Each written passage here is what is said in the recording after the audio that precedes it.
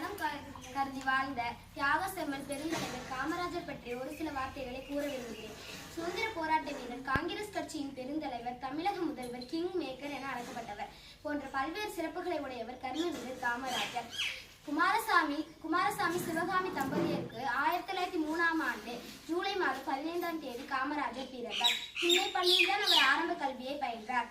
சுறுசுறுப்பாக எதையும் புரிந்து கொள்ளும் ஆற்றல் உடையவர். சிறு தவறு செய்தாலும் அவர் படித்த பள்ளியில் தண்டனை அதிகமாக இருந்தது. அதனால் அங்கு படிக்க காமராஜருக்கு விருப்பம் இல்லாமல் போய்விட்டது.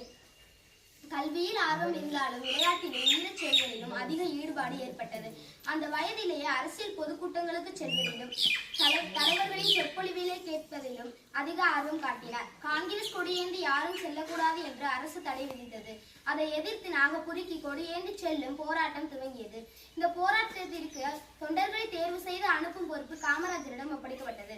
காமராஜர் ஆயிரக்கணக்கான தொண்டர்களை தேர்வு செய்து நாகபுரிக்கு சென்றனர். சைமன் கமிஷன் எதிர்ப்பு போரில் காமராஜருக்கு பெரும் பங்கு உண்டு.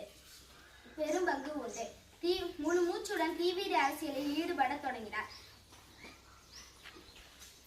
ஏதாவது செய்ய வேண்டும் என்ற ஆர்வம் காமராஜருக்கு குறையவே இல்லை. அதனால் 1975ஆம் ஆண்டு அக்டோபர் 2ஆம் நாள் உலக வாழ்வை நீத்தார் காமராஜர். நன்றி.